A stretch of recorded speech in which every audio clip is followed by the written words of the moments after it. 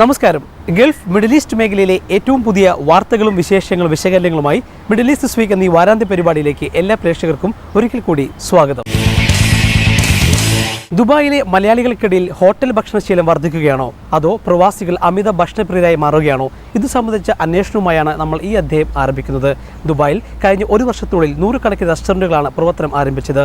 ഈ വാർത്തയുമായി Gulf cover story.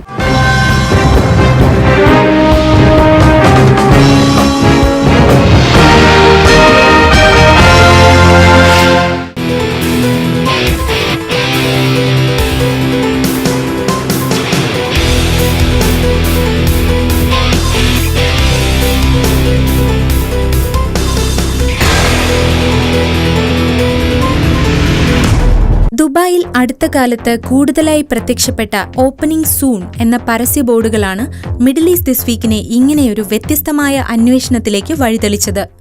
അത്രമാത്രം പുതിയ ഇന്ത്യൻ റെസ്റ്റോറന്റുകളാണ് ദുബായിലും സമീപ പ്രദേശങ്ങളിലുമായി വരുന്നത്. കൃത്യമായി പറഞ്ഞാൽ ആഗോള സാമ്പത്തിക മാന്ദ്യം ദുബായിയുടെ വരുമാനത്തെ ബാധിച്ചെങ്കിലും റെസ്റ്റോറന്റ് കഫറ്റീരിയ വിപണിയെ ഈ മാന്ദ്യം ഒരു തരത്തിലും ബാധിച്ചിട്ടില്ലെന്നാണ് കണക്കുകൾ വ്യക്തമാക്കുന്നത്.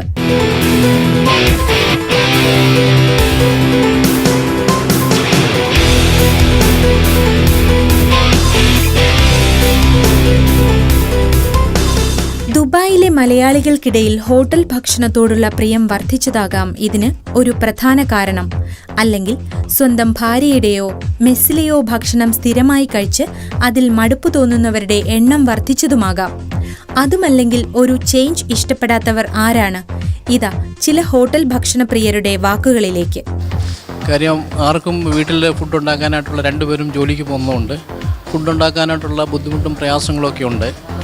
രാവിലെ 8 മണിക്ക് ജോലിക്ക് പോയി കഴിഞ്ഞാൽ വൈകുന്നേരം 8 മണി 9 മണി ആകുമ്പോഴേ വരുന്നത്. അപ്പം പിന്നെ പ്രത്യേകിച്ച് ഫുഡ് ഉണ്ടാക്കാനായിട്ടുള്ള ബുദ്ധിമുട്ട് വീട്ടിൽ ഉണ്ടാകുന്നുണ്ട് രണ്ടുപേരും ജോലിക്ക് പോകുമ്പോൾ. ആ സാഹചര്യം കൊണ്ടാണ് എല്ലാവരും പുറത്ത് പോയി കഴിക്കുന്നത്. ദുബായിൽ എല്ലാവരും കുടുംബമായിട്ടാണ് താമസിക്കുന്നതെങ്കിലും അവർക്കൊരു വീക്കെൻഡ് അല്ലെങ്കിൽ ഒരു ഹോളിഡേയ്സ്, ഒരു പാർട്ടി അറ്റ്മോസ്ഫിയർ അവർക്കൊരു എൻജോയ് ചെയ്യുന്നത് തീർച്ചയായും ഒരു ഹോട്ടലിന് വളരെയധികം നല്ല പങ്കുണ്ട്. അപ്പോൾ പ്രത്യേകിച്ചും ഇങ്ങനെയുള്ള ഒരു ടേസ്റ്റി ഫുഡ് പ്രൊവൈഡ് ചെയ്യുന്നത് ഏത് ഹോട്ടൽസാണ് ആ ഹോട്ടലിനെ എല്ലാവരും സമീപിക്കും. നല്ല ഫുഡ് കഴിക്കാനായിട്ട് നമ്മൾ തന്നെയാണ് ഫ്രണ്ട്സ് എല്ലാവരും കൂടുമ്പോൾ എല്ലാവരും എല്ലാ ദിവസവും ഈ റൂമിലുണ്ടായി കഴിക്കുന്ന ഒരു നല്ല പരിപാടിയല്ലല്ലോ. അപ്പോൾ ഒരു ദിവസം നമ്മൾ ഇടയ്ക്ക് ഒരു ദിവസം പുറത്ത് എല്ലാവരും കൂടി ഭക്ഷണം കഴിക്കാനായിട്ട് വരുന്നു. പുതിയ റെസ്റ്റോറന്റ് സ്ഥാപനങ്ങൾ റെസ്റ്റോറന്റിനായി തിരഞ്ഞെടുക്കുന്ന പേരുകളുടെ പുതുമയും ഈ ഭക്ഷണപ്രിയരെ വല്ലാതെ ആകർഷിക്കുന്നു. ഇതിൽ ഏറ്റവും പ്രധാനം കേരളത്തിന്റെയും മറ്റു ഇന്ത്യൻ സംസ്ഥാനങ്ങളുടെയും നിറവും മണവുമുള്ള ചില റെസ്റ്റോറന്റ് പേരുകളാണ്.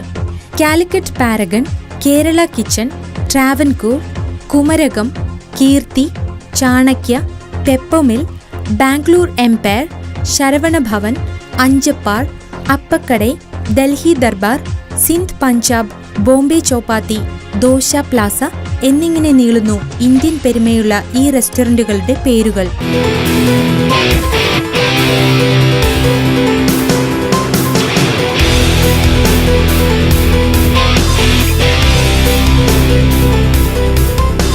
പേരിലെന്തു കാര്യം?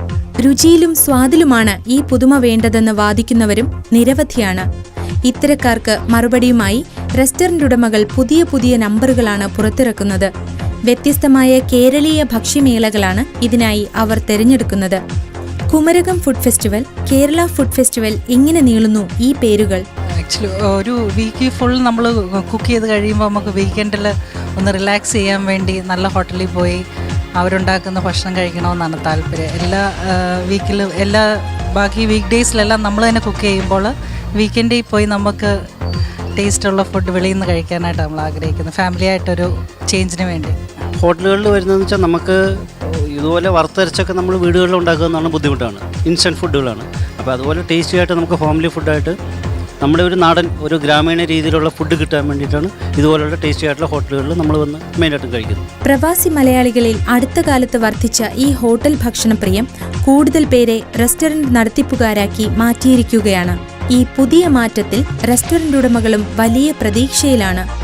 കേരളത്തിന്റെ വിവിധ രുചികൾക്കായി കേരളത്തിലെ വിവിധ ജില്ലകളിൽ നിന്നുള്ള മിടുക്കരായ പാചക വിദഗ്ധരെയാണ് ഇതിനായി ഉടമകൾ കൊണ്ടുവരുന്നത്. എല്ലാ ജനങ്ങളും കൂടുതൽ വീട്ടിലുണ്ടാക്കുന്ന ഫുഡാണ് ഹെൽത്തി ഫുഡെങ്കിലും ഇന്ന് കൊളസ്ട്രോൾ അല്ലെങ്കിൽ അതുപോലെയുള്ള ഷുഗർ, ബ്ലഡ് പ്രഷർ അങ്ങനെയുള്ള അസുഖങ്ങളൊക്കെ കൂടുന്നുണ്ടെങ്കിൽ കൂടി മനുഷ്യന് ടേസ്റ്റ് എന്നുള്ള അതിൻ്റെ പിന്നാലെ ഹോട്ടൽ ഫുഡിനെ തന്നെയാണ് ആശ്രയിക്കുന്നത്. അങ്ങനെ കൂടുതൽ ജനങ്ങൾ ഹോട്ടലിൽ വന്ന് ഭക്ഷണം കഴിക്കാൻ ആഗ്രഹിക്കുന്നുണ്ട്. തന്നെയുമല്ല ദുബായിലുള്ള ജീവിത രീതിക്ക് ഹസ്ബൻഡ് അല്ലെങ്കിൽ വൈഫ് രണ്ടുപേരും ജോലി ചെയ്യുന്ന ആൾക്കാരാണ്. തിരിച്ച് വീട്ടിൽ ചെന്നിട്ട് വർക്കിംഗ് ഡേയ്സിൽ കുക്ക് ചെയ്തിട്ടാണ് ഫുഡ് കഴിക്കുക അധിക ദിവസങ്ങളിലും. അപ്പം വീക്കെൻഡിൽ കൂടുതലും പുറത്തുനിന്ന് കഴിക്കാനാണ്. റെസ്റ്റ് എടുക്കാം, ഒപ്പം പുറത്തുകൂടി ഷോപ്പിംഗ് കാര്യങ്ങളൊക്കെ നടത്തുകയും ചെയ്യാം, റെസ്റ്റോറൻറ്റിലെ ടേസ്റ്റി ഫുഡുകൾ കഴിക്കുകയും ചെയ്യാം. നമ്മൾ ഏത് ഏരിയയിലാണെങ്കിലും ടേസ്റ്റ് ആയിട്ടുള്ള ഫുഡ് ലഭ്യമാണെന്ന് കണ്ടിട്ടുണ്ടെങ്കിൽ ടേസ്റ്റി ഫുഡ് അന്വേഷിച്ച് ഹോട്ടലുകൾ തിരക്കി ആൾക്കാർ നമ്മളെ തേടി തന്നെ നമ്മളുടെ അടുക്കലേക്ക് വരും, ഏത് ലൊക്കേഷനാണെങ്കിലും. ഗൾഫ് കൺട്രീസ് അധികം താമസിക്കുന്ന മലയാളികളുടെ ഒരു പ്രശ്നം അവർക്ക് നമ്മുടെ ഈ നാടൻ വിഭവങ്ങൾ കിട്ടാൻ ഭയങ്കര ബുദ്ധിമുട്ടുണ്ട്. അപ്പം അതിൻ്റെ ഒരു ബേസിസിൽ കൂടിയാണ് ഞങ്ങൾ പിന്നെ ഫുഡ് ഫെസ്റ്റിവൽ നടത്തി നാട്ടിലെ ഈ നാടൻ വിഭവങ്ങൾ ഇവിടെ ഒരുക്കി കൊടുക്കുന്നു. നാട്ടിൽ പോയ ഭക്ഷണം കഴിച്ചൊരു അനുഭവമായിട്ടാണ് എല്ലാവരും പറയുന്നത്. ഓരോ ജില്ലയിലുള്ള കുക്കിനെയാണ് നമ്മൾ വെച്ചിരിക്കുന്നത്. സാമ്പത്തിക മാന്ദ്യം മാധ്യമങ്ങളുടെ പരസ്യ വിപണിയെ വലിയ രീതിയിൽ ബാധിച്ചുവെന്നത് പരസ്യമായ രഹസ്യമാണ്. എന്നാൽ ദുബായിലെ ഏറ്റവും പ്രമുഖ മലയാളം റേഡിയോ സ്റ്റേഷനായ ഹിറ്റ് 96.7 FM സ്റ്റേഷന് മലയാളി റെസ്റ്റോറന്റ് മേഖലയിൽ നിന്നുള്ള പരസ്യ വരുമാനം വർദ്ധിച്ചുവെന്നാണ് സെയിൽസ് മാനേജർ സാക്ഷ്യപ്പെടുത്തുന്നത്. ഇപ്പോഴത്തെ ട്രെൻഡ് അനുസരിച്ച് പഴയതുപോലെ അല്ല. ലൈക്ക് നോർമലി ഇപ്പം പട്ടാണെങ്കിൽ ഹോംലി ഫുഡ് കഴിച്ചിട്ടുള്ള ഒരു ഹാബിറ്റാണല്ലോ. ഇപ്പം most of the younger generation eating out habit കൂടിയിട്ടുണ്ട്, which has shown revenue also on the station. കൂടുതൽ സ്പെൻഡും കൂടിയിട്ടുണ്ട്. ഓൾമോസ്റ്റ് ഒരു 1 year ആയിട്ട് ദ റെസ്റ്റോറൻറ്റ്സ് തമ്മിൽ തന്നെ ഒരു കോമ്പറ്റീഷനാണ്, ആര് കൂടുതൽ പരസ്യം ചെയ്യും. ഓരോ ഓഫേഴ്സ് ഉണ്ട്, ഓരോ ഫെസ്റ്റിവൽസ് നടത്തുന്നുണ്ട്, ഫുഡ് ഫെസ്റ്റിവൽ, ഓരോ ഡിസ്ട്രിക്ട് ഫെസ്റ്റിവൽസും വരെ ഇപ്പം വരുന്നുണ്ട്. ഇപ്പം കഴിഞ്ഞ ആഴ്ച എടുത്താലും couple of restaurant had certain festivals. അതുകൊണ്ട് സ്പെൻഡ് വൈസ് നല്ലതായിട്ട് കൂടിയിട്ടുമുണ്ട് റെസ്റ്റോറൻറ്റ്സിൻ്റെ. അപ്പം ഇൻ റിട്ടേൺ അവർക്ക് ഫുട്ഫോൾ കാണുമായിരിക്കും അവിടെ. ട്രെൻഡും മാറിയിട്ടുണ്ട് വെളിയിൽ കഴിക്കുന്ന ഫുഡ് കഴിക്കുന്നത്. Most of the family like ഇപ്പം പഴയതുപോലെ വൈഫ് വീട്ടിലല്ല, രണ്ടുപേരും വർക്കിംഗ് ആണ്. അപ്പം most of the time both are out. അപ്പം ഓഫീസ് കഴിഞ്ഞിട്ട് മൈറ്റ് ബി രണ്ടുപേരും മീറ്റ് ചെയ്യണ റെസ്റ്റോറൻറ്റിലായിരിക്കും, ഫുഡ് കഴിച്ചിട്ടായിരിക്കും വീട്ടിൽ പോകണം. Might be one of the reason. ബാക്കിയുള്ളത് പിന്നെ നമ്മൾ വീട്ടിൽ ഫുഡ് വയ്ക്കുന്ന സെയിം ടേസ്റ്റിനാണ് ഇപ്പം almost all the restaurants are providing food. നമ്മളെ നാട്ടിലെ ടേസ്റ്റ് തന്നെ കിട്ടുന്നുണ്ട് ഇവിടെ, പണ്ടത്തെ പോലെയല്ല. എന്തായാലും എത്ര സാമ്പത്തിക മാന്ദ്യമുണ്ടായാലും മലയാളിയുടെ ഭക്ഷണപ്രിയത്തിന് ഇത് യാതൊരു മാന്ദ്യവും ഉണ്ടാക്കുന്നില്ലെന്ന് വ്യക്തമാണ്. ഭക്ഷണപ്രിയത്തോടൊപ്പം ആരോഗ്യ വിഷയങ്ങളിൽ കൂടി ഈ ജാഗ്രത പുലർത്താൻ മലയാളി മറക്കരുത്. കൂടുതൽ മലയാളി റെസ്റ്റോറൻറ്റുകൾ ആരംഭിക്കുമ്പോഴും കൂടുതൽ ശുചിത്വമാണ് നാം ഉറപ്പാക്കേണ്ടത്. എങ്കിൽ മാത്രമേ മലയാളിയുടെ ആ പേരിലെ മഹിമ അതേ തിളക്കത്തോടെ നിലനിൽക്കുകയുള്ളൂ.